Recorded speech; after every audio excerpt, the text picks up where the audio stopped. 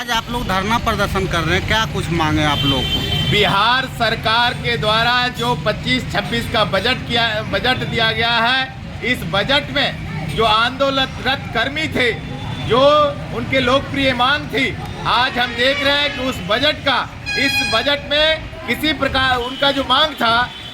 इस बजट में किसी प्रकार का कोई संबोधन नहीं किया गया है। और आज कुल मिलाकर के देखा जाए तो ये बजट श्रम विरोधी बजट है, ये बजट महिला विरोधी बजट है, ये बजट आशा कर्मी विरोधी बजट है, ये बजट मजदूर विरोधी बजट है, ये बजट किसान विरोधी बजट है। जहां पर बिहार के जो बड़े तादाद में लोग थे उनका कोई ध्यान नहीं रखा गया है। और इस बजट के खिलाफ आज हम लोग यहाँ पर प्रदर्शन कर रहे हैं और सरकार से यह मांग कर रहे हैं कि गृह विहीनों को उनको गृह की व्यवस्था किया जाए, भूमिहीनों को उनको बास आवास की व्यवस्था किया जाए, आशा कर्मियों को उनके मानदेय की बढ़ोतरी किया जाए, रसोईया में काम कर रही है, विद्यालय में काम कर रहे रसोईया के मानदेय को बढ़ाया जाए, उनको सरकारी कर्मचारी का दर्जा दिया जाए, जीविका बहनों को सरकारी कर्मचारी का दर्जा दिया जाए, उनके मानदेय को बढ़ाया जाए। और माइक्रो फाइनेंस के बोझ तले जो महिलाएं दबी हुई है, जो आज आए दिन पूरे बिहार में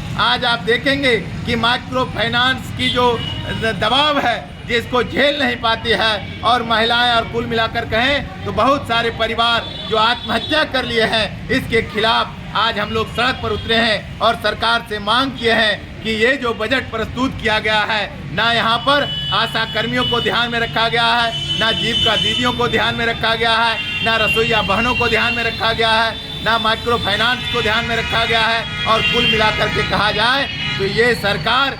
किसान विरोधी सरकार है, मजदूर विरोधी सरकार है, छात्र विरोधी सरकार है। और इस सरकार से यहाँ के जो एक बड़ी आबादी है, जो अति निर्धन परिवार की श्रेणी में आता है, जिसकी आबादी